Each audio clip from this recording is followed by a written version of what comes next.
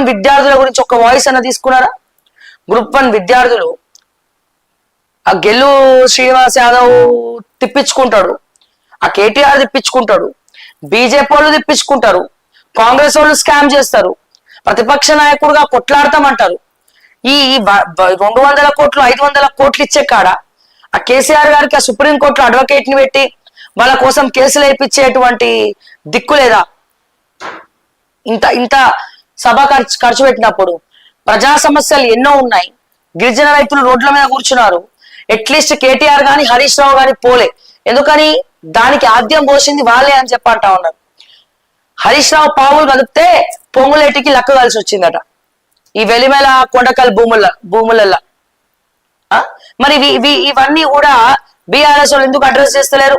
BJP address చేయట్లే. మరి ప్రధాన ప్రతిపక్ష పాత్ర పోషించేటువంటి బీఆర్ఎస్ పార్టీ అడ్రస్ చేయాలి. ఇక మీరు పోలీసు వాళ్ళ గురించి కేసుల గురించి మాట్లాడుతున్నారు సార్ కేసీఆర్ గారు. ఇక పోలీసు వాళ్ళ గురించి కేసుల గురించి ఇక మీ పార్టీయే మాట్లాడాలన్నా? ఇప్పటికీ మీరు మీ వాళ్ళు పెట్టిన కేసులకు మేము కొట్లాడుతూనే ఉన్నాం. ఇది ప్రజాస్వామ్యమా ప్రజాస్వామ్యహితమా అని చెప్పి మాట్లాడేటువంటి కేసీఆర్ గారు, మరి మీ హయాంలో ప్రజాస్వామ్యం ఉందా? మళ్ళీ ఎంతో మంది మీద కేసులు అయినాయి కదా, ప్రశ్నించే వాళ్ళందరి మీద కేసులు అయినాయి కదా. తీన్మార్మలను మొదలుకొని, రఘును మొదలుకొని, మైపాల్ని మొదలుకొని ఇక చెప్పుకుంటూ పోతే చాలా మంది ఉన్నారు కేసుల విషయంలో. కిడ్నాపులు చేసినారు, దాడులు చేసినారు. మరి ఇది ప్రజాస్వామ్యమా? కాంగ్రెస్ చేసేది కూడా గదే, కేసులు పెట్టడం తప్ప రేవంత్ రెడ్డికి ఏం రావు. ఎందుకంటే నా పైన 83 కేసులు ఉన్నాయి, వీళ్ళ మీద కూడా ఉండాలని చెప్పి కంకణం కట్టుకున్నా ఆయన. మిమ్మల్ని చూసి ఫాలో అవుతున్నాడు. మేము అనుకున్నాం అసలైన గురువు చంద్రబాబు నాయుడేమో. కాదు, రేవంత్ రెడ్డికి అసలైన గురువు బీఆర్ఎస్ వాళ్ళేలా ఉన్నది. ఎందుకంటే మీ పార్టీ పాలనకు ఈయన పాలనకు 100% రెట్టింపు పాలన, ఒక అవినీతి పాలన సాగిస్తా ఉంది కాంగ్రెస్ పార్టీ. మిమ్మల్ని ఇన్స్పిరేషన్ గా తీసుకొని వీళ్ళు ముందరికి ఉన్నారు. దాన్ని ఏమి నిమ్మకి నీరెత్తకుండా బీజేపీ వాళ్ళు చప్పట్లు కొడతా ఉన్నారు. ఇది తెలంగాణలో సిండికేట్ పాలిటిక్స్ కు దారి తీస్తా ఉంది. Sorry to say this KCR గారు, మీ పాలనలో ఎంతమంది మీద కేసులు పెట్టలేదండి? ఎంతమంది విద్యార్థుల మీద లాఠీ చార్జ్ జరగలేదండి? ఎంతమందిని 2008 డిఎస్సి బాధితులు మీకు బాధలు చెప్పుకుందామని వస్తే మీ గేట్ బయట, ప్రగతి భవన్ బయట లాఠీ చార్జ్ చేసిరా లేదా? చంటి బిడ్డల్ని పిల్లల్ని ఎత్తుకొని మీ గేట్ కాడ కూర్చుంటే మీరు ఏం చేసినారు? టీచర్లు ట్రాన్స్ఫర్ చేయమని వస్తే మీరు ఏం చేసినారు? విద్యార్థులు వస్తే మీరు ఏం చేసినారు? ఈ ప్రజాస్వామ్యం గురించి ఇప్పుడు మాజీ ముఖ్యమంత్రి పొజిషన్ లో ప్రధాన ప్రతిపక్ష హోదాలో ఉన్నటువంటి కేసీఆర్ గారు మాట్లాడుతున్నారు. కానీ అప్పుడు మీరు చేసింది కూడా అదే కదా దొరా. అప్పుడు కేసీఆర్ గారు చేసింది కూడా అదే కదా. దాన్ని రేవంత్ రెడ్డి ఫాలో అవుతున్నాడు. మరి మీ ప్రజాస్వామ్యం గురించి మరి మీరు మాట్లాడకండి. మరి నవ్వొస్తోంది. ఎందుకంటే ఎన్ని రకాల ఇబ్బందులు పెట్టినారో అన్ని రకాల ఇబ్బందులు పెట్టినారు. సైబర్ క్రైమ్ పోలీసులను దింపినారు, S40లను దింపినారు, హార్డ్ డిస్క్లు ఎత్తుకపోయినరు, కేసులు పెట్టిండ్రు, మా వెహికల్ సీజ్ చేసిండ్రు. ఇన్ని గణం చేసి మేము ఎన్నడన్నా ఎవరి మీద కేసులు పెట్టినామా అంటారు సార్ కేసీఆర్ గారు? మీరు ఒకసారి వార్తలు చూడండి. రింగులు గింగిరాలు కొట్టేటువంటి ఫ్లాష్ బ్యాక్ వెళ్ళండి కేసీఆర్ గారు. చాలా విషయాలు మీకు చూపించట్లేదు. మరి మీకు చూపించట్లేదు అనుకుంటా. ఆ జోగులపల్లి సంతోష్ కుమార్ని అడిగితే పాత వీడియోలన్నీ చూపిస్తాడు.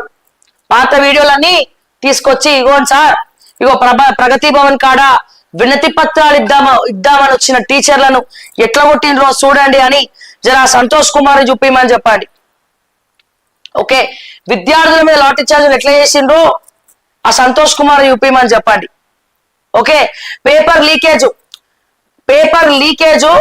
ఎట్లనైతే అయ్యిందో, కేటీఆర్ పిఏ ఒకటే ఊర్లో అందరికి సేమ్ మార్కులు ఎట్లనైతే వచ్చిందో, పేపర్ లీకేజ్ ఎట్లయిందో, అమెరికాలో ఉన్నోడు కూడా వచ్చి ఇట్లా ఎగ్జామ్ ఎట్లా రాసిండో, గ్రూప్ 1 పోస్టులు బీఆర్ఎస్ హయాంలో ఎవడెవడు అమ్ముకున్నాడో ఇప్పటికి కూడా సుప్రీంకోర్టులో కేసు.